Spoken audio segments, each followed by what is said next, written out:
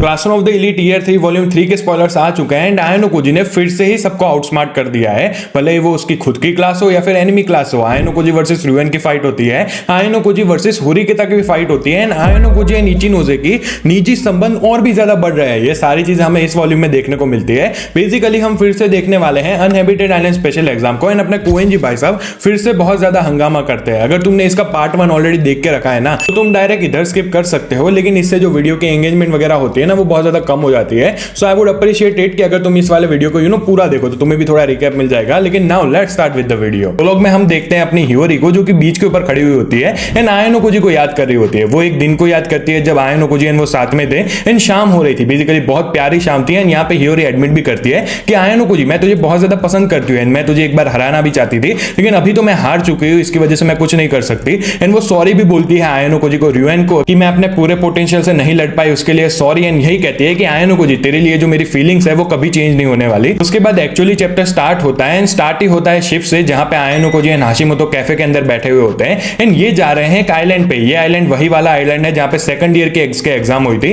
And जो ये वाले एग्जाम होने वाली है वो भी यहीं पे होने वाली है। आयनो कोजी एंड हाशिमोतो बात कर रहे होते हैं। यहाँ पे हाशिमोतो यही कह रहा है कि क्योंकि हम थर्ड ईयर है तो हमारी बहुत सारी एंट्रेंस एग्जाम आने वाली है, तो यहाँ पे भी ऐसे लोग हैं जो कि पढ़ने वाले हैं, लेकिन हाशिमोतो भाई साहब अभी नहीं पढ़ रहे, ना ही आयनो कोजी पढ़ रहे हैं। ये फाइनली आइलैंड के ऊपर पहुंच जाते हैं। जो थर्ड ईयर स्टूडेंट्स हैं उनको नीचे बुलाया जाता है। वैसे तो first year and second year students वाले भी है इधर, लेकिन तुम जो इस वीडियो में देखोगे ना वो मेनली थर्ड ईयर के ऊपर ही फोकस होता है। तो माशिमा सेंसेई इनको सारे रूल्स समझाते हैं। वैसे तो रूल्स बहुत ज्यादा लेंथी थे, जो बहुत स्पेसिफिक रूल्स है वो मैं तुझे स्क्रीन के ऊपर भी दिखा दूंगा, लेकिन फिर भी मैं तुम्हें शॉर्ट में समझाने की कोशिश करता हूं। इसमें जो स्टूडेंट्स है वो कुछ रोल को चूज कर सकते हैं। सबसे इंपॉर्टेंट रोल है वीआईपी का। बेसिकली पूरी क्लास को वीआईपी को प्रोटेक्ट करना है। ये खुद तो कुछ नहीं कर सकते, लेकिन यस इनको प्रोटेक्ट होना है, यही इनकी एबिलिटी। फिर आता है कमांडर, जो कि एक ही बंदा हो सकता है। ये सारे बंदों की जीपीएस लोकेशन देख सकता है सारे क्लासेस की एंड इसको ही गाइड करना होता है दूर बैठ के कि भाई हमारी टीम को अब क्या जाना है, तुम्हें बच के रहना है, ये सारी चीज होती है उसकी। उसके बाद आता है गार्ड, जो कि जिनको पेंट बॉल गन्स दी जाती है। इसमें एक्चुअल गन्स यूज नहीं होने वाली, इतना भी बुरे नहीं है भाई इनके लोग। तो बेसिकली जब कलर इनके ऊपर गिरता है ना तो ये आउट हो जाते हैं। इनको एक स्पेसिफिक कपड़े भी पहनाए गए हैं एंड वॉच भी दी गई है ताकि कोई चीटिंग ना हो पाए। इसमें ये बहुत ज्यादा इंश्योर किया गया है कि कोई वॉच को ना निकाल दे, जो कि पहले वाले एग्जाम में होता था ना, तो ये सारी चीजें नहीं होने वाली है। तो रुएन भाई साहब को थोड़ा डिसएडवांटेज तो है। फिर एनालिस्ट हो गए, जो कि इवेंट्स होते हैं आइलैंड के ऊपर कि कहां पे सप्लाई ड्रॉप्स गिरने वाली है उसके बारे में देखता है। उसके बाद हो गए स्काउट्स, जिसको बाकी जो एनिमी होते हैं उनकी लोकेशन के बारे में पता चल सकता है। तो ऐसे ही रोल्स हैं। एंड इसके अलावा तुमने अगर पबजी खेली है तो उसमें नहीं होता कि जोन सिंक करता रहता है, तो इसमें 4 दिन के एग्जाम होने वाली है। ऐसे ही जो जोन होता है ना, मैं जोन बोल रहा हूं, ऐसे ही जो जोन होता है ना वो श्रिंक करता रहता है, तो इनको कॉन्स्टेंटली मूव करना पड़ेगा एंड जो बाकी क्लासेस है उनके साथ लड़ना पड़ेगा अपने पेंट बॉल गन्स के साथ, ताकि अपने वीआईपीस को बचा पाए। एंड इसका लॉस तो यही है कि अगर तुम हार गए तो पहले तो तुम्हारे -150 क्लास पॉइंट्स होंगे एंड जिस भी टीम के पहले 3 वीआईपी खत्म हो जाते हैं ना उनको एक अपनी क्लास का बंदा एक्सपेल करना पड़ेगा। तो उसके बाद क्या होता है, टीचर्स कहते हैं कि जो स्टार्टिंग एरिया है 4 तुम्हें उसके लिए रैंडमली लॉट्स ड्रॉ करने पड़ेंगे। तो अपने आयनो कोजी भाई साहब सानाडा को भेज देता है। सानाडा एक लॉट ड्रॉ करता है, लेकिन उनका लॉट इतना ज्यादा अच्छा नहीं होता है। तो फाइनली ये लोग अपने एरिया के ऊपर पहुंच जाते हैं। इनको पहले ही कुछ सप्लाईज दिए जाते हैं, लेकिन इनको बोला जाता है कि तुम जो भी सप्लाईज को ले रहे हो ना, जैसे कि गन हो गई, उसके एमओ हो गई, फूड हो गई, या फिर टेंट भी हो गया, तुम्हें उसको कैरी करना ही पड़ेगा। ऐसा नहीं है कि तुम बीच आइलैंड में उसको छोड़ दो, तो ऐसा तुम नहीं कर सकते। तो ये यही कह रहे होते हैं कि भाई हमें कौन सी चीज लेनी चाहिए, कौन सी नहीं लेनी चाहिए। तो इसके लिए इनको स्ट्रेटेजी बनानी होती है। आयनो कोजी भाई साहब ऑब्वियसली स्टार्टिंग में तो कुछ नहीं बोलते, लेकिन क्योंकि ये लोग कोई डिसीजन नहीं ले पा रहे थे ना, इनके पास 1 घंटे का ही टाइम था जो हेड स्टार्ट होता है वो, तो आयनो कोजी एक डिसाइड करता है कि भाई एक काम करो, जो जरूरी चीजें हैं उनको ही लो। वैसे भी जैसे एग्जाम आगे बढ़ती जाएगी तो लोग तो एलिमिनेट होते जाएंगे, तो फिर हमारे ऊपर ही बर्डन आ जाएगा। एग्जाम स्टार्ट होने से पहले आयनो कोजी एक और डिस्कशन करता है। वो कहता है कि अगर हम इस एग्जाम को हार जाते हैं तो हम एक्सपेल किसको करेंगे। तो जो लो रैंकिंग स्टूडेंट होते हैं वो तो ऑब्वियसली पैनिक करना स्टार्ट कर देते हैं, कहते हैं कि भाई अभी से हम उसकी क्यों बात कर रहे हैं। जो मोरिशिता होती है वो तो कह देते हैं कि भाई हाशिमोतो को एक्सपेल कर देंगे, एंड यहाँ पे हाशिमोतो भी आर्ग्यू कर रहा होता है। लेकिन आयनो कोजी कहता है कि एक सेकंड रुको, मैं तुम लोगों की बात नहीं कर रहा। अगर इस एग्जाम को हम हार जाते हैं ना तो मैं खुद को एक्सपेल करना चाहता हूं, जिससे सब लोग सरप्राइज हो जाते हैं। वो कहते हैं कि आयनो कोजी तू तो लीडर है, तो खुद को क्यों एक्सपेल करना चाहता है। लेकिन अपने आयनो कोजी कहते हैं कि यस भाई यही रीजन है, तुम लोगों ने मेरे ऊपर इतना खर्चा करके मुझे इधर बुलाया है, अगर हम मेरी वजह से एग्जाम हार जाते हैं या फिर कुछ भी होता है तो मुझे रिस्पॉन्सिबिलिटी लेनी चाहिए, मैं खुद को एक्सपेल कर दूंगा।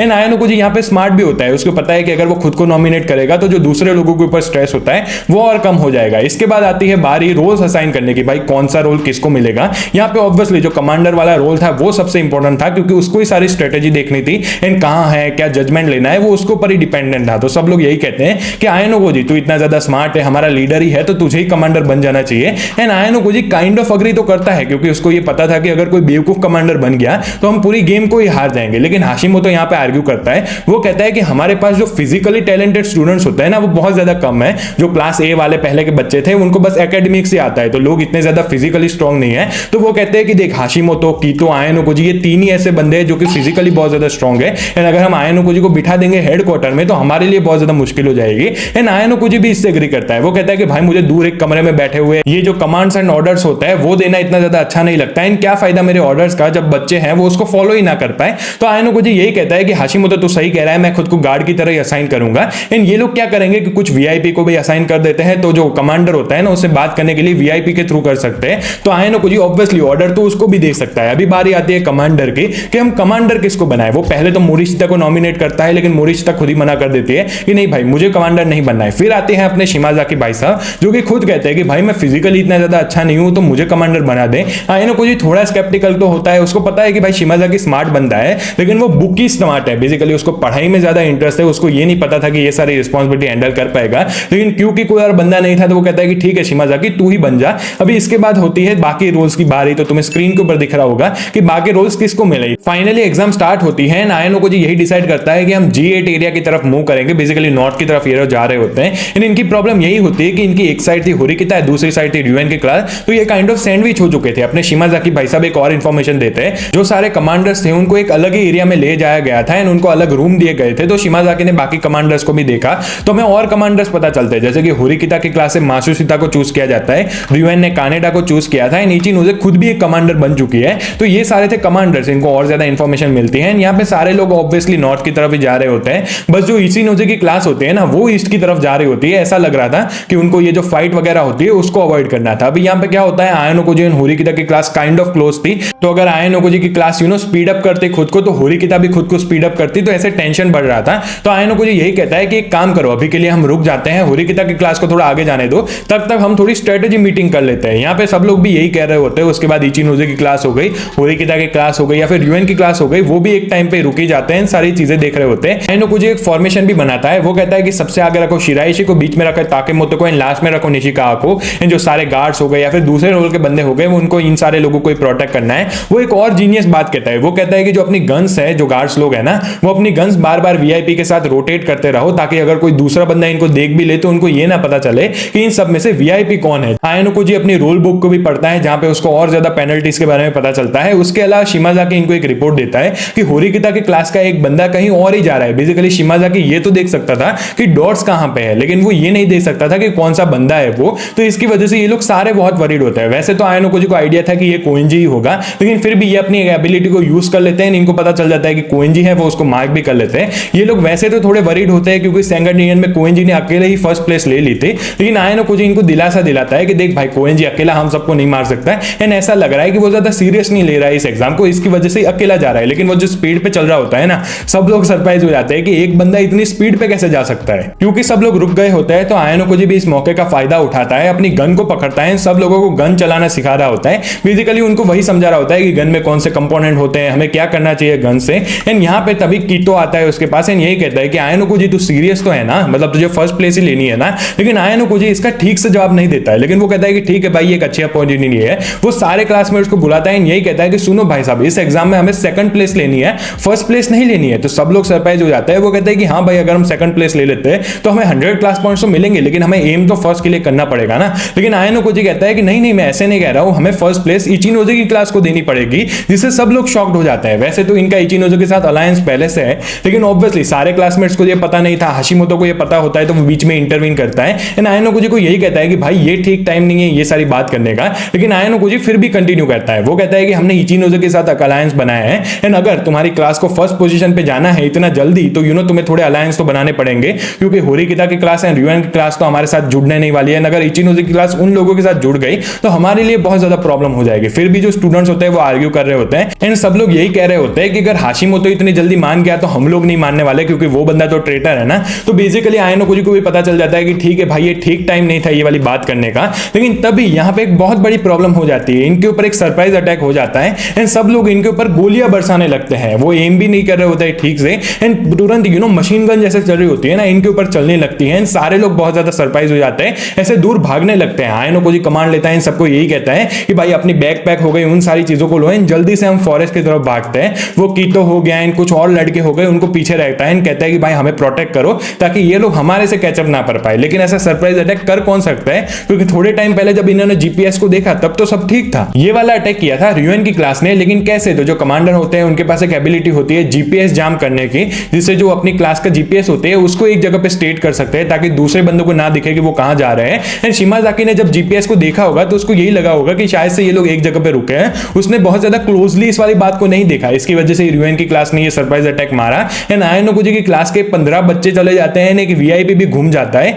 इसके अलावा 3 जो बच्चे होते हैं वो कहीं पे लॉस्ट हो जाते हैं, क्योंकि इनके पास वीआईपी नहीं थे। तो जो अपना शिमाजाकी था वो उनसे डायरेक्टली बात नहीं कर सकता था, क्योंकि कमांडर वीआईपी के थ्रू ही बात कर सकता है। एंड अल्टीमेटली रियूएन की क्लास के बच्चे उनको भी हंट डाउन कर देते हैं, उनको भी मार देते हैं। तो ये एक सरप्राइज अटैक से इनके 18 बच्चे चले गए, यानी एक वीआईपी भी चला गया। इतना बड़ा डैमेज दिया था इनको। एंड इसकी वजह से आयनो कोजी भी बहुत ज्यादा सरप्राइज होता है, लेकिन जो मोरिशिता होती है वो उसको ब्लेम कर रहे होते हैं कि आयनो कोजी तो इतनी सारी बड़ी बड़ी बातें कर रहा था अलायंस की, ये सारी, लेकिन देख भाई तेरी वजह से क्या हुआ, तेरी वजह से ही हम इतने सारे लोगों को हार गए। तो अपने आयनो कोजी भाई साहब एक गन उठा लेते हैं, मोरिशिता की तरफ एम करते हैं, जिससे मोरिशिता का ये जो सारा सार्काज़म में एटीट्यूड होता है वो पूरा गिर जाता है। उसको लगता है कि आयनो कोजी तो मुझे गोली मारने वाला है, लेकिन आयनो कोजी जब शूट करता है तो वो कोंडो को मारता है, जो कि बेसिकली एक फिर से सरप्राइज अटैक करने वाला था। एंड वो आयनो कोजी को टारगेट कर रहा था, तो यहाँ पे वो बहुत ज्यादा छुपा हुआ होता है। लेकिन फिर भी सरप्राइज होता है कि आयनो कोजी तूने मुझे पहचान कैसे लिया। लेकिन अपने आयनो कोजी यही कहते हैं कि तू बहुत टाइम से हमारा पीछा कर रहा था ना, इसकी वजह से तेरा स्टेमिना है वो अब बहुत ज्यादा कम हो चुका है, एंड इसकी वजह से मैं तुझे आसानी से ढूंढ पाया। कोंडो भी बहुत ज्यादा सरप्राइज होता है, लेकिन इन्होंने बहुत सक्सेसफुल अटैक मारा था,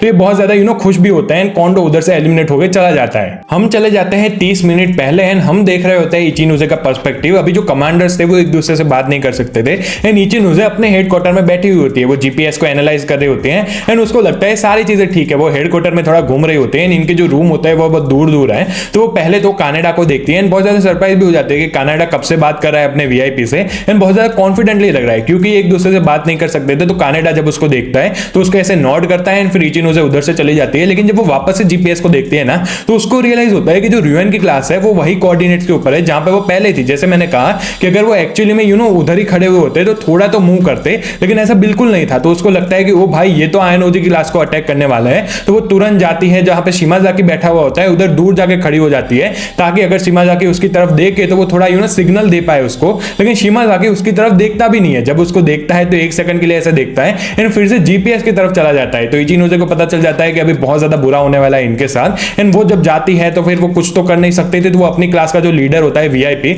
उसको कांटेक्ट करती है, एंड यही कहते हैं कि हमें जल्दी से आयनो कोजी की जो क्लास है उसको मदद करनी पड़ेगी। फिर से हम आ जाते हैं आयनो कोजी की तरफ, जहां पे ये लोग बहुत दूर चल के आ जाते हैं। जैसे मैंने कहा इन्होंने 18 बंदों को भी खो दिया, एंड एक वीआईपी को भी खो दिया। तो ये लोग वैसे भी बहुत ज्यादा डाउन होते हैं, लेकिन फिर भी इनको एक टेंशन तो रहता है कि क्या अगर रियूएन ने फिर से इनके ऊपर अटैक कर दिया। तो आयनो कोजी कहता है कि टेंशन मत लो, रियूएन के पास अब जो वो सरप्राइज वाला एलिमेंट था वो नहीं रहा, इनके पास ये जीपीएस जाम वाली एबिलिटी भी खत्म हो चुकी है, तो वो ये नहीं कर सकते, बेसिकली फिर से सरप्राइज अटैक नहीं कर सकते। इनके पास दूसरी एबिलिटी तो थी, लेकिन अब इनको कंफर्म था कि रियूएन फिर से अटैक नहीं करने वाला है। यहाँ पे आयनो कोजी यही कह रहा होता है कि जो तुम्हारी क्लास का लीडर है, बेसिकली मेरे एरोगेंस की वजह से हमने इतने बंदों को खो दिया। आयनो कोजी कहता है कि जो भी बाहर से इस एग्जाम को ऑब्जर्व कर रहा होगा, एंड जो भी इस नॉवल को पढ़ रहा है, तुम लोगों को यही लगता है ना। मतलब आयनो कोजी भाई साहब लिटरली डायमेंशन ब्रेक करके हमसे बात कर रहे हैं। मुझे तो यही लगता है कि उसने डेफिनेटली एक पॉसिबिलिटी को कंसीडर किया होगा कि रियूएन उसके ऊपर अटैक करने वाला है, लेकिन भाई मैं अभी प्रूव नहीं कर सकता। मतलब मैं नहीं मानता कि आयनो कोजी इतनी बड़ी गलती करेगा। उसके बाद हम आते हैं रियूएन की पर्सपेक्टिव की तरफ, जहां पे कात्सुरागी होता है, वो उसको इंफॉर्मेशन देता है कि हमने जो आयनो कोजी की क्लास है उसके बंदे 18 बंदों को हरा दिया है, फिर एक वीआईपी को भी डिफीट कर दिया है। तो बेसिकली जो अपना सरप्राइज अटैक था वो बहुत ज्यादा सक्सेसफुल था, लेकिन अपना ये जो रियूएन होता है ना, उसका मेन टारगेट तो आयनो कोजी था। उसको यही देखना था कि अगर हम आयनो कोजी को तुरंत डिफीट कर देते तो उसके बाद उनकी पूरी क्लास ही हार जाती। एंड तब इशिजाकी भी आता है, वो भी यही कहता है कि हमें अपना अटैक और ज्यादा आगे बढ़ाना चाहिए। लेकिन रियूएन यही कहता है कि अगर आयनो कोजी को हम हरा देते तो हम फिर भी अटैक कर सकते थे आगे, लेकिन क्योंकि आयनो कोजी अभी भी रह रहा है तो हमारा जो प्लान है ना वो हम इधर ही स्टॉप कर देते हैं। वैसे भी इनको यही दिखाना था कि आयनो कोजी को इनविंसिबल बंदा नहीं है कि तुम उसको हरा ही नहीं सकते। एंड उनका ये वाला जो प्लान था वो सक्सेसफुल हो जाता है। इनकी खुद की भी एक लड़की होती है यामाशिता करके, वो घूम जाती है। तो पहले तो ये 2 लोग को भेज रहे होते हैं उसको ढूंढने के लिए, लेकिन रियूएन को पता होता है कि अगर ये 2 लोगों को भेजेंगे तो ये इनको सर्च कर सकते हैं, एंड फिर इनको पता चल जाएगा कि इनमें से वीआईपी कौन है। बेसिकली यामाशिता वीआईपी होती है। इसकी वजह से वो कहते हैं कि भाई 2 लोगों को मत भेजो, 10 लोगों को भेजो, ताकि आयनो कोजी को पता ही ना पल पाए। लिटरली मेरा गला बहुत सूख चुका है इस नोवेल को रिकॉर्ड करते हुए, बहुत ज्यादा पापड़ बेलने पड़ता है। तो यस, आयनो कोजी को पता ही ना चल पाए। एंड इसकी वजह से वो 10 लोगों को भेजते हैं। ये प्लान एक्चुअली में सक्सीड भी करता है। जब आयनो कोजी मैप को देख रहा होता है ना, बेसिकली शिमाज़ाकी उसको इन्फॉर्मेशन देता है, तो उसको यही लगता है कि अगर 10 बंदों का टूर है तो हम उसको स्कैन नहीं कर सकते, उनके साथ लड़ना भी नहीं चाहिए, वरना वो रिटेरिएट करते हैं। उसके बाद जो फर्स्ट इवेंट होता है 10 बजे वो फाइनली स्टार्ट हो जाता है। बेसिकली सप्लाई ड्रॉप्स गिरने वाली होती है, हर जगह पे रैंडम सप्लाई ड्रॉप्स होती है, जैसे कि कुछ में गोलियां होती है, कुछ में सप्लाईज होते हैं, कुछ में खाना होता है। तो ये लोग यही डिसाइड करते हैं, क्योंकि ऑलरेडी इनका जो ग्रुप का नंबर था वो इतना कम हो चुका है, तो एक ये 10 का ग्रुप बनाते हैं, दूसरा 5 का ग्रुप बनाते हैं एंड 2 सेफ लोकेशन की तरफ जाते हैं। इनको फूड भी लेना था, लेकिन अनफॉर्चुनेटली जो फूड वाली लोकेशन थी ना, उसके ऊपर और भी ज्यादा क्लासेस थे, तो वो उसको नहीं ले सकते थे। फाइनली हम होरिकिता की क्लास का पर्सपेक्टिव भी देखते हैं, इनको भी पता चलता है सप्लाई ड्रॉप्स के बारे में। तो ये लोग यही डिसाइड करते हैं कि जो सेफ सप्लाई ड्रॉप्स है हम उसके ऊपर ही अटैक करने वाले हैं। ये बहुत ज्यादा सेफली खेल रहे होते हैं। इन यहाँ पे दूसरी तरफ जो इनके पीछे ईके वगैरह होते हैं वो बहुत ज्यादा हंस रहे होते हैं। वो कहते हैं कि जो आयनो कोजी के साथ हुआ वो बहुत ज्यादा ठीक था, मुझे पता ही था कि वो बंदा कुछ भी नहीं है।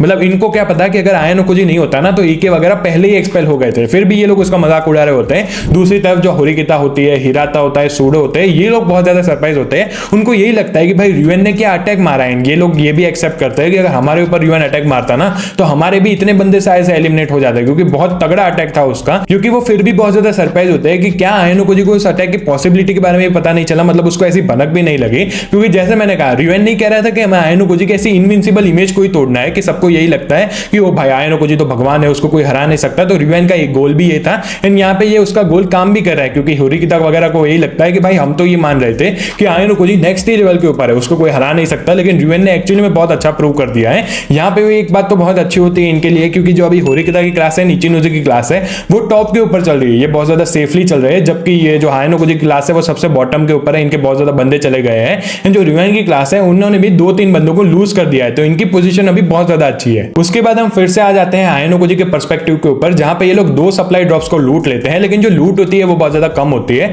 तो ये इनके लिए एक ब्लेसिंग भी थी, कर्स भी था। ब्लेसिंग इसलिए थी क्योंकि ये वैसे भी कम बंदे थे तो इनको कम सप्लाईज चाहिए। कर्स इसके लिए था क्योंकि ये ज्यादा बंदे नहीं है तो ये ज्यादा लूट बॉक्स को नहीं लूट कर सकते थे, तो ऑब्वियसली इनकी पोजीशन अभी बहुत ज्यादा बुरी थी। उसके बाद दिन आगे बढ़ता रहता है और ज्यादा सप्लाई ड्रॉप्स गिरती है, लेकिन जो आयनो कोजी की क्लास है वो ज्यादा लूट नहीं कर पाती। सबसे ज्यादा लूटती है इचिनोजे की क्लास एंड उसके बाद लूटती है होरिकिता एंड र्यूएन की क्लास। र्यूएन के पास तो एरिया का कंट्रोल भी बहुत ज्यादा है, क्योंकि उन्होंने पहले जो सरप्राइज अटैक किया ना उसकी वजह से उन्होंने एरिया बहुत ज्यादा कंट्रोल में ले लिया है। तो अभी आयनो कोजी की क्लास की पोजीशन बहुत ज्यादा बुरी है एंड अभी 5 बजने वाले थे एंड जो फाइनल जो ड्रॉप बॉक्स आने वाला था वो आने वाला था एंड इनके पास फूड ऑब्वियसली बहुत कम था। तो अगर ये अभी नहीं लूटते इसको तो अगले दिन इनके लिए बहुत ज्यादा प्रॉब्लम हो जाती। जो इनको यही डिसाइड करना था कि हम क्या कर सकते हैं। आयनो कोजी यही ऑर्डर देता है कि भाई हमें फाइट करना ही पड़ेगा, लेकिन इनके पास एक और सवाल था। बेसिकली एक ग्रुप बन के एक लूट बॉक्स के ऊपर टूट पड़े ताकि हम उस लूट बॉक्स को लूट पाए, या फिर हम एक काम करें 2 ग्रुप में स्प्लिट हो जाए, जिसमें इनके पास जो पावर होगी वो बहुत ज्यादा कम हो जाएगी, लेकिन एटलीस्ट एक चांस तो रहेगा ना कि ये लूट सकते हैं ज्यादा। यहाँ पे बहुत सारे लोग कंफ्यूज होते हैं कि हमें क्या करना चाहिए,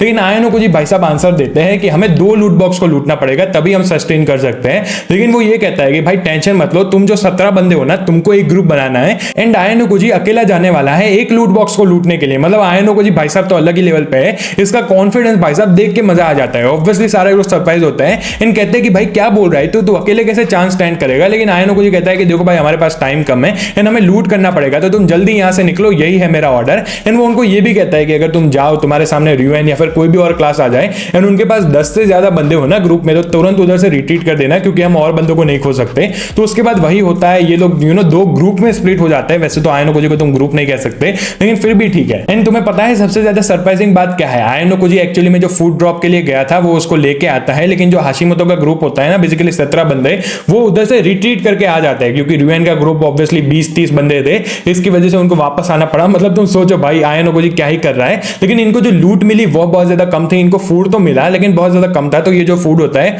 उसको स्प्लिट कर लेते हैं, उसके बाद सब लोग कैंप लगाते हैं, क्योंकि एक रूल था कि तुम 5 बजे के बाद लड़ नहीं सकते, उसके बाद जीपीएस वगैरह सब बंद हो जाता है। तो इसकी वजह से ये लोग यही डिसाइड करते हैं कि फाइनली अब हम रिलैक्स कर सकते हैं। यहाँ पे हाशिमोतो कोशिश भी करता है कि मैं सबका मूड इंकरेज करने की कोशिश करूं कि भाई टेंशन मत लो, हम 18 हुए तो क्या हुआ, और अब भी जीत सकते हैं। लेकिन जब वो ट्राई करता है तो सब लोग यही कहते हैं कि भाई तू चुप हो जा, वैसे भी हम बहुत ज्यादा गुस्से में हैं। तो हाशिमोतो भाई साहब का भी पोपट हो जाता है। उसके बाद बहुत अच्छा एटमॉस्फेयर होता है। आयनो कोजी, हाशिमोतो, ऐसे 5 बंदे एक टेंट के अंदर होते हैं एंड हाशिमोतो सबको स्टोरी सुना रहा होता है। मतलब सारे बंदे एक दूसरे को स्टोरी सुना रहे होते हैं एंड जब आयनो कोजी की बारी होती है तो आयनो कोजी ये कहता है कि सॉरी भाई मुझे एक काम याद आ चुका है, एंड वो उधर से चले जाता है। लेकिन उसको एक एक्चुअली में काम याद हुआ होता है। वो शिराइशी के टेंट के ऊपर जाता है एंड शिराइशी को बुलाता है, उसको कहता है कि भाई मुझे तुझसे एक काम है, क्या हम बात कर सकते हैं। उसकी जो टेंट मेट होती है होएशी, वो कहती कहते हैं कि ओ भाई रात में मजे करने चले हो, लेकिन आयनो को जी उसको यही कहता है कि भाई ऐसी कोई बात नहीं है। वो उधर जाते हैं, आयनो को जी शिराइशी से यही पूछता है कि आज मैंने जो लीडरशिप की उससे तुझे कोई प्रॉब्लम है या फिर तू कुछ कहना चाहती है मुझे कि भाई तू इसके ऊपर इंप्रूव कर सकता है। लेकिन शिराइशी कहती है कि मैं बहुत ज्यादा सरप्राइज हूं कि तू मुझसे ये बात पूछ रहा है, मतलब मुझे तो कोई कंप्लेन नहीं है तेरी लीडरशिप से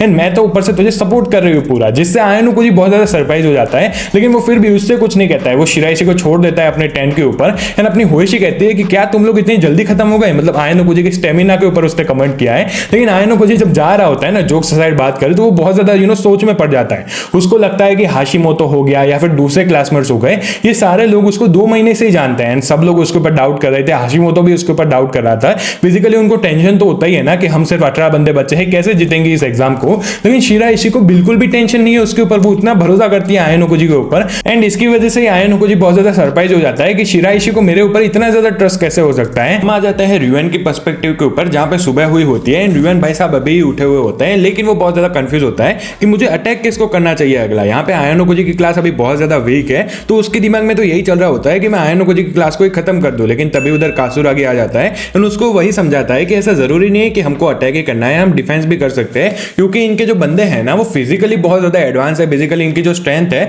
वो पढ़ाई वगैरह हो गई, दिमाग वगैरह हो गई, इसमें ज्यादा नहीं है। इनके बंदे हैं ना वो फिजिकली स्मार्ट है, तो वो यही कहते हैं कि अगर हम ज्यादा लड़ते रहेंगे ना तो हमारे बंदे भी एग्जॉस्ट हो जाएंगे एंड हमको बहुत ज्यादा डिसएडवांटेज भी हो सकता है। लेकिन आयनो को जी ने जितनी बार हराया है ना रिवेन को, तो रिवेन को पीटीएसडी होकर रखा है, उसको अपना रिवेंज लेना है। उसके पास ऑब्वियसली एक और ऑप्शन था कि वो होरिकिता के क्लास या फिर इचिनोजी की क्लास को भी अटैक कर सकते थे, लेकिन वो बंदा भाई आयनो को जी के बारे में ही सोच रहा था। उसके बाद हमें जाता है आयनो को जी के पर्सपेक्टिव के ऊपर, जहां पे सुबह के 9 बजे होते हैं, ये सारे लोग जीपीएस चेक वगैरह करते हैं एंड इनको दिखता है कि एक डॉट है ना वो बहुत ज्यादा ही अंदर है जंगल के दौरान। बेसिकली वो डॉट होता है कोइन जी का, वो बंदा अकेला घूम रहा होता है एंड सब लोग यही सोच रहे होते हैं कि भाई उस बंदे को फूड कैसे मिल रहा है, क्योंकि उसके पास कोई वीआईपी नहीं है, तो उसको लोकेशन कैसे पता चलेगी सप्लाई ड्रॉप की। लेकिन अपना कोइन जी भाई साहब भाई इतने स्मार्ट है ना कि वो खुद ही फूड ले रहा होगा। यहाँ पे आयनो को जी भी थोड़ा वरीड होता है, उसको लगता है कि भाई कुछ तो और चीज चल रही है। लेकिन यहाँ पे जो हाशिमोतो वगैरह होता है ना वो उसको यही कहता है कि भाई टेंशन मत ले, कोइन जी हमसे बहुत दूर है एंड वो अकेला क्या ही कर लेगा। उसके बाद 11 बज जाते हैं, हम देखते हैं इचिनोजी की क्लास का पर्सपेक्टिव, जहां पे कांजा की बहुत ज्यादा वरीड होता है। बेसिकली जोन श्रिंक हो रहा था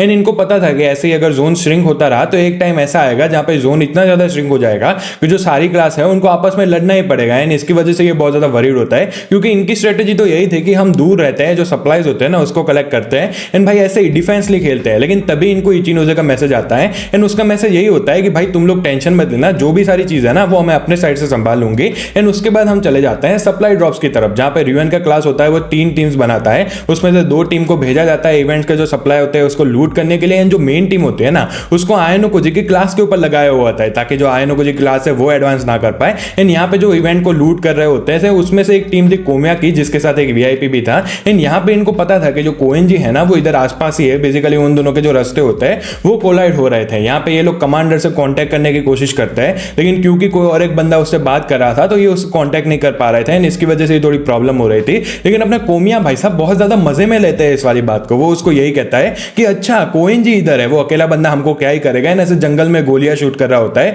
कि अगर कोइन जी तुझे आसपास है ना तो जल्दी से हमको अटैक कर, हम तुझे बताते हैं। उधर जो किनोशिता होती है वो यही कहते हैं कि ये जो लड़के लोग होते हैं ना वो कितने ज्यादा बेवकूफ होते हैं, उनको ऐसी चीज में मजा आ रहा है। लेकिन उसके साइड में जो लड़की होती है वो उसको यही कहते हैं कि लास्ट टाइम जब हमने आयनो को जी क्लास को एम्बुश किया था तब तो ऐसा लग रहा था कि तू भी बहुत मजे कर रही थी, लेकिन ये लोग ऐसे ही बात कर रहे होते हैं तभी किनोशिता को एक गोली लग जाती है, मतलब जेम्स बॉन्ड टाइप की गोली लगी है उसको। एक ही शॉट में जो किनोशिता होती है ना वो एलिमिनेट हो जाती है। यहाँ पे बहुत ज्यादा पैनिक हो जाता है सारे बच्चों के बीच में, क्योंकि इनको पता ही नहीं चल रहा था कि भाई गोली कौन शूट कर रहा है। जो भी गोली शूट कर रहा था ना वो लिटरली एक एक गोलियां शूट कर रहा था, सबको बहुत ज्यादा क्लीनली मार रहा था। एंड वो कौन हो सकता है? ऑब्वियसली अपने गोड कोएन जी भाई साहब। वो यही कहता है कि भाई मुझे तो बहुत ज्यादा मजा आ रहा है, मैं तो वापस जा रहा था, बेसिकली बोर्ड के ऊपर ये जा रहा था, लेकिन इन लोगों ने ये जो आवाज की यू ना, ये कोमिया जो मजे ले रहा था ना गोलियां मार के, तभी इसको पता चला कि कोई इधर आसपास है। ये बंदा कहता है कि भाई मुझे भी गन आजमा ले लेनी चाहिए, बेसिकली मजा ले लेना चाहिए। एंड इसकी वजह से ये बंदा इनके 9 बंदों को ही एलिमिनेट कर देता है। बेसिकली इनकी जो टीम थी ना वो ऑलमोस्ट खत्म हो जाती है। एक वीआईपी बाकी रखा होता है जो कि नीचे गिरा हुआ होता है।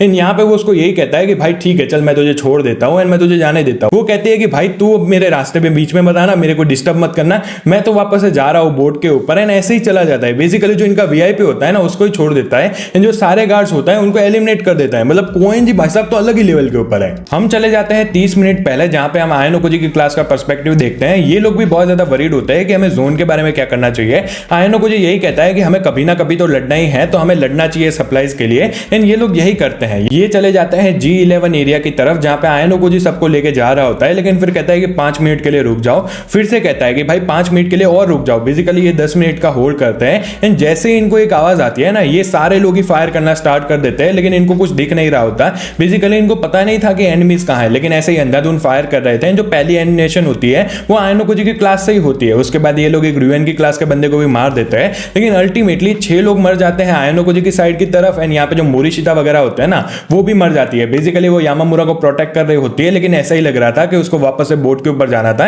एंड एज एन एक्सक्यूज वो यामामुरा को बचा रही थी। बेसिकली उसको यही था कि भाई मुझे अब ज्यादा नहीं खेलना है। यहाँ पे आयनोकुजी क्या कर रहा है भाई किसी को पता नहीं था, क्योंकि आयनोकुजी इतना ज्यादा स्मार्ट है, वो ये सारी चीजें एंटिसिपेट नहीं कर पा रहा था। अल्टीमेटली ये लोग रिट्रीट कर जाते हैं। यहाँ पे शिराइशी, हाशिमोतो एंड आयनोकुजी कुछ बात करने के लिए जा रहे होते हैं। उधर यामामुरा भी खड़ी होती है। यहाँ पे इनको एक गुड न्यूज तो जरूर मिलती है। इनको पता चलता है कि कोएंजी ने रुएन की क्लास के 9 बंदों को मार दिया है, जिससे सारे लोग शॉक्ड हो जाते हैं। उसके बाद उधर मातोबा भी आता है एंड कहता है कि भाई हमें इचिनोजे की क्लास के साथ अलायंस बना लेनी चाहिए, फिर हम लोग 50 लोग हो जाएंगे एंड हमें कोई भी नहीं मार पाएगा। भाई यही था आयनोकुजी का मास्टर प्लान। मतलब मुझे पता था कि वो बंदा ऐसे ही तो सबको नहीं मरवाएगा ना, मतलब इतना ज्यादा स्मार्ट है, तो उसका प्लान यही होगा शायद से कि इनके ये नंबर कम करे, ताकि ये लोग अल्टीमेटली मान जाए कि हमें इचिनोजे की क्लास के साथ अलायंस करनी है। उसके बाद दोपहर के 1 बजते हैं, फिर से इवेंट होता है, ये लोग एमओ को कलेक्ट करते हैं। फिर 3 बजते हैं, जो जोन होता है वो फिर से श्रिंक हो रहा होता है। अभी भी कुछ ऐसे लोग थे जो कि अलायंस को करना नहीं चाहते थे, लेकिन क्योंकि इनकी कंडीशन ही ऐसी थी तो सारे लोग एक्सेप्ट कर देते हैं। फिर आधे घंटे बाद इनकी जो लोकेशन होती है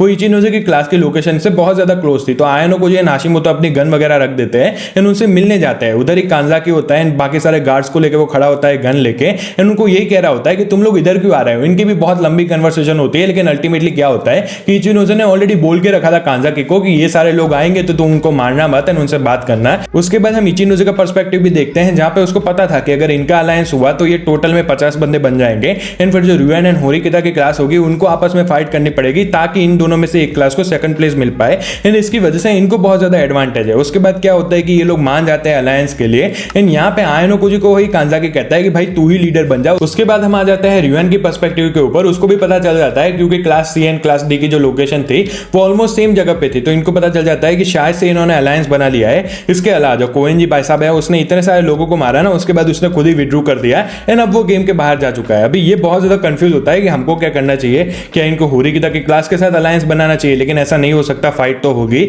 अगर ये सोचते हैं कि अगर हमें फाइट करनी है तो हमें किसके साथ करनी चाहिए, तो यहाँ पे रुएन बहुत ज्यादा अनश्योर होता है एंड वो कोई भी डिसीजन नहीं बना पा रहा होता है। उसके बाद वो बीच पे जाता है जहां पे उसको हियोरी दिखती है एंड उससे थोड़ी उसकी बात होती है। यहाँ पे हियोरी उसको यही कहती है कि जो फ्यूचर है ना उसको कोई नहीं जानता, बेसिकली फ्यूचर में कुछ भी हो सकता है। अगर हम सोचते हैं कि भाई इस वाले एग्जाम को हम जीतेंगे तो हम हार भी सकते हैं एंड ऐसा हम सोचते हैं कि हम हारेंगे तो हम जीत भी सकते हैं। बेसिकली हियोरी बहुत ज्यादा ऐसे बात कर रही होती है, तो अपना रुएन यही कहता है कि ठीक है भाई, अगर हियोरी मुझे कुछ भी करना पड़ा ना जीतने के लिए तो मैं तुझे भी यूज करूंगा। मतलब हियोरी को वो एक वेपन बना सकता है आयनोकुजी के अगेंस्ट, क्योंकि अपने आयनोकुजी भाई साहब अभी प्यार में पड़े हुए हैं हियोरी के। उसके बाद हम आयनोकुजी के पर्सपेक्टिव पे वापस आ जाता है जहां पे ये लोग मीटिंग करने वाले होते हैं, लेकिन आयनोकुजी कहीं पे गया हुआ होता है एंड जब भी वो जाता है ना, मतलब उसने कुछ तो प्लान बनाई है, वो हमें पता नहीं चलता कि उसने क्या किया है, लेकिन यस आयनोकुजी कुछ तो करने वाला है। उसके बाद 11 बज जाते हैं जहां पे ये लोग सप्लाई को कलेक्ट करते हैं, जोन श्रिंक होता है। उसके बाद फिर से 1 बजता है, फिर से सप्लाई कलेक्ट करते हैं एंड फाइनली जब 3 बजते हैं ना तो फिर से ही जोन श्रिंक हो जाता है। तो इनको पता था कि अभी जोन बहुत ज्यादा छोटा हो चुका है। क्लास ए भी अभी बहुत दूर था जोन से, तो वो भी मूव कर रहा होता है, लेकिन जो क्लास बी था बेसिकली रुएन का क्लास था ना, वो लोग कोई भी मूवमेंट नहीं कर रहे थे। अभी इनकी क्लास के पास फूड की भी कमी थी, क्योंकि ये लोग बहुत ज्यादा लोग थे तो इनको और ज्यादा पेट भरना था, तो ये भी इनके पास प्रॉब्लम थी। तो अपने आयनोकुजी एक बंदे को लेके सप्लाई ड्रॉप लेने जाता है एंड तभी जब वो लौट रहे होते हैं तो वो उनको यही कहता है कि कमांडर को जो मैंने प्लान बताया था वो कहना।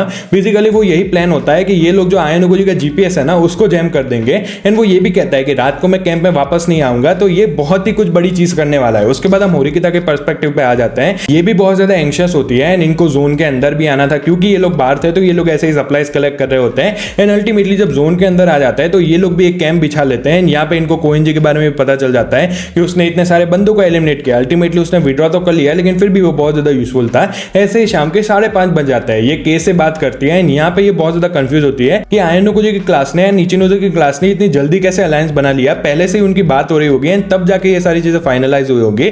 उसके बाद ये लोग डेटिंग की भी बात करते हैं। बेसिकली ऐसा भी हो सकता है कि आयनोकुजी एंड इचिनोजे डेट कर रहे हैं एंड यहाँ पे के उससे पूछती भी है कि क्या होरिकिता तू आयनोकुजी से प्यार करती है, लेकिन होरिकिता उसको डिनाई कर देती है। लेकिन जब वो सूडो के बारे में पूछती है ना तो होरिकिता ऐसे तुरंत कह देते कि नहीं भाई मैं उसको पसंद पसंद नहीं करती। जब आयनो कोजी की बात होती है तो वो उसको कहते हैं क्या क्या नहीं नहीं नहीं मैं आयनो कोजी को पसंद नहीं करती, तो आवाज से ही पता चल जाता है। एंड के उसको यही कहती है कि अगर तू उसको पसंद करती भी है ना तो तुझे ऐसे डरने की जरूरत नहीं है, ऊपर से मुझे तो अच्छा लगेगा कि मैं जिस बंदे को डेट कर रही थी उसको इतनी सारी लड़कियां पसंद करती है। ऐसा भी हो सकता है कि इचिनो से उसको पसंद करती है। ये लोग ऐसे ही लव टॉक कर रहे होते हैं, तभी इनको गोलियों की आवाज आती है। ये सारे सरप्राइज हो जाते हैं, उधर बहुत ज्यादा पैनिक हो रहा होता है। इनको पता चलता है कि इनके कैंप को किसी ने अटैक कर दिया है। यहाँ पे होरिकिता तुरंत दौड़ के जाती है एंड अपनी गन वगैरह होती है ना उसको निकालती है। ये लोग उसके पीछे जाग रहे होते हैं। बेसिकली एक ही बंदा था, तो ऑब्वियसली कैंप के सारे बंदे उसको घेरने वाले थे। एंड वो बंदा कौन होता है, होरिकिता को पता चलता है कि आयनो कोजी ने ही उनके कैंप को अटैक किया है। तो वो पहले ही से ही बहुत ज्यादा शॉक थी, मतलब आयनो कोजी के बारे में ही सोच रही थी। एंड जब उसको पता चलता है कि आयनो कोजी ने उनके कैंप को भी अटैक किया तो वो और ज्यादा शॉक्ड हो जाती है। लेकिन फिर भी वो अपने इमोशंस को साइड में रखती है, उसके पीछे जाती है। सब लोग आयनो कोजी को घेर लेते हैं। आयनो कोजी एक झाड़ के पीछे होता है, लेकिन फिर भी आयनो कोजी बाहर आता है, अपनी बंदूक को एम करता है। तभी जो ईके वगैरह होते हैं ना, बेसिकली होंदो होता है उधर, वो यही कहता है कि ओ भाई आयनो कोजी तू तो ट्रेटर है ना, अब तो तू मरने वाला है। तो वो तुरंत ही फायर कर देते हैं। होरिकिता तभी उनको मना करती है कि नहीं भाई फायर मत करना, लेकिन फिर भी 4 बंदों ने फायर कर दिया था। एंड क्या होता है, आयनो कोजी एलिमिनेट हो जाता है। लेकिन ऐसा नहीं था, क्योंकि शाम के 6 बज चुके थे।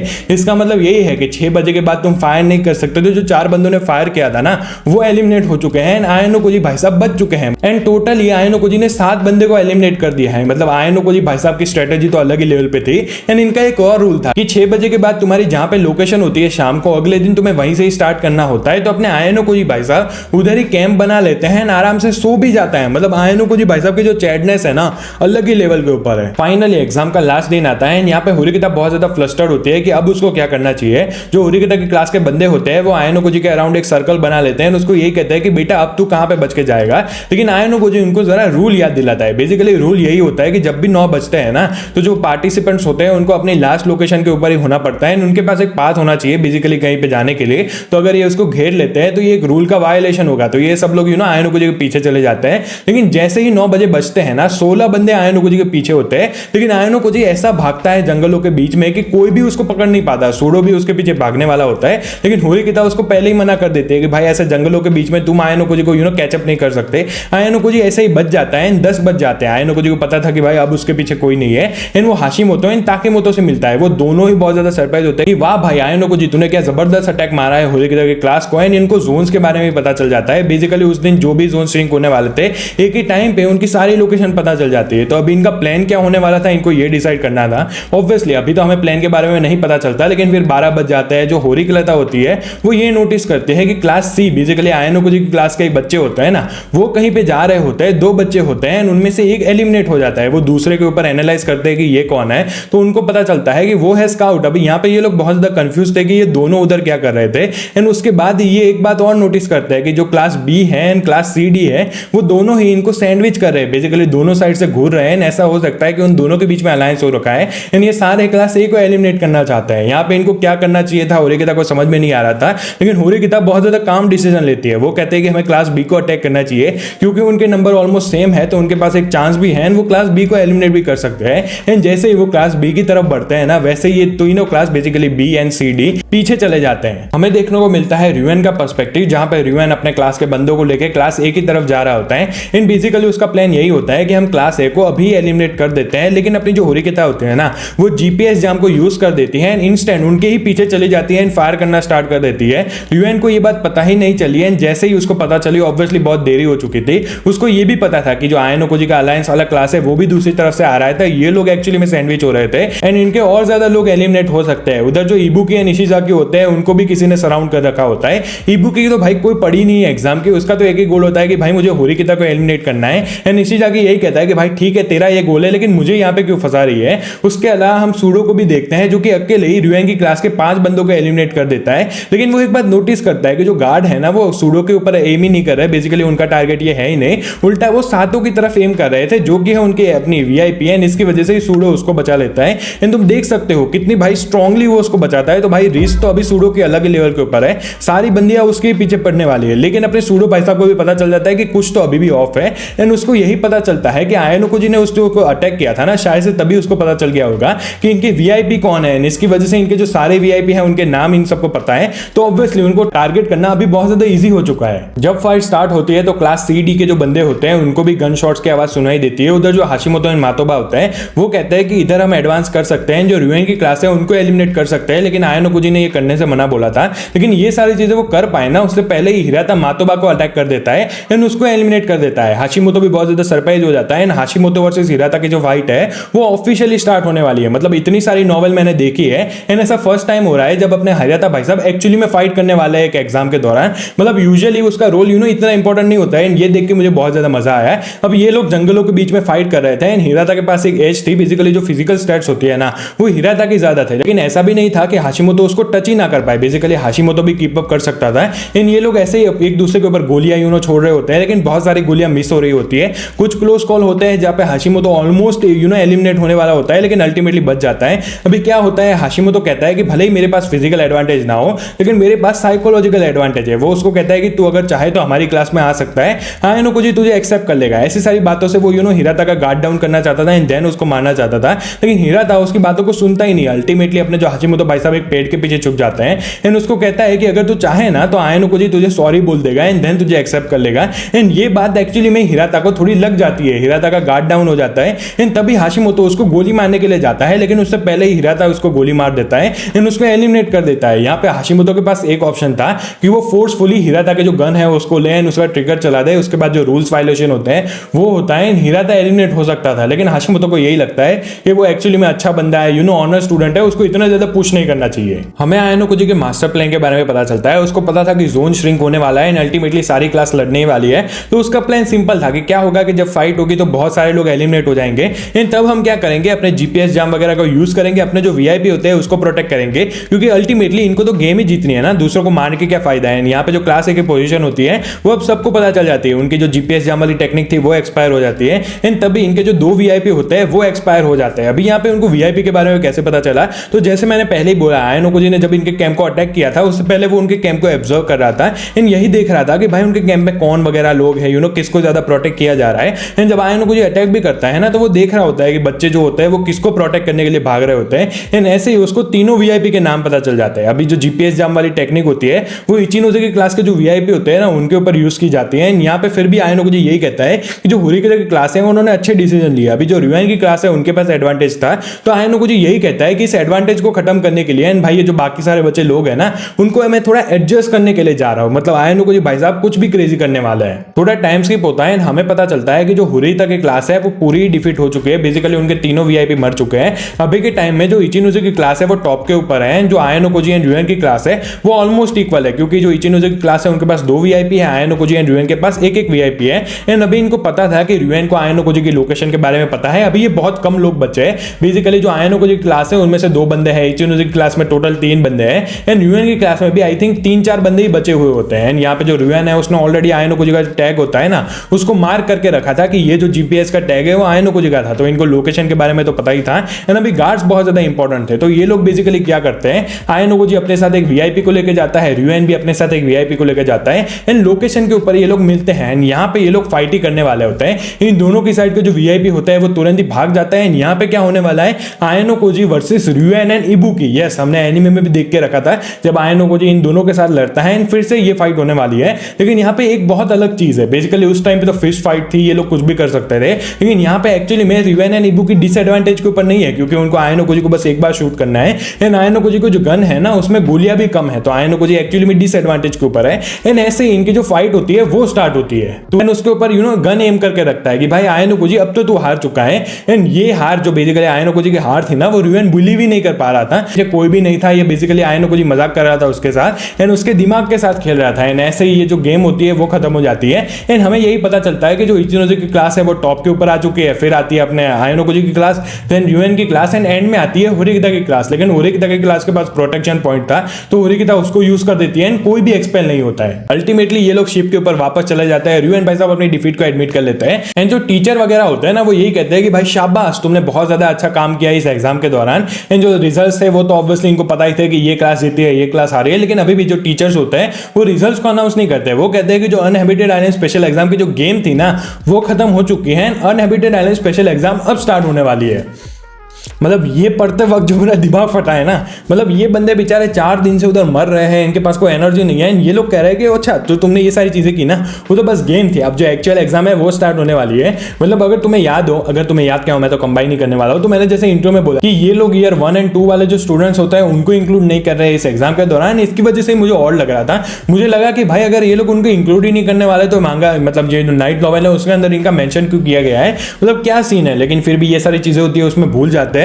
तो अब पता हमें चल रहा है कि जो एक्चुअल एग्जाम है वो अब स्टार्ट होने वाली है, इसकी वजह से जो ईयर 1 2 वाले स्टूडेंट होते हैं ना, उनका रोल अभी इसमें अंदर होने वाला है। तुम्हें ये वाले नॉवल कैसे लगी मुझे कमेंट्स में जरूर बताना। आई नो काफी लेट हो चुका है, मतलब ऑलमोस्ट 1 महीने से ऊपर हो चुका है इसकी नॉवल को आए हुए, एंड अब जाके पूरी ट्रांसलेशन कंप्लीट हुई है। तुम्हें वीडियो पसंद आया तो लाइक कर देना, चैनल पर नए हो तो do subscribe. Thank you so much for watching, bye bye.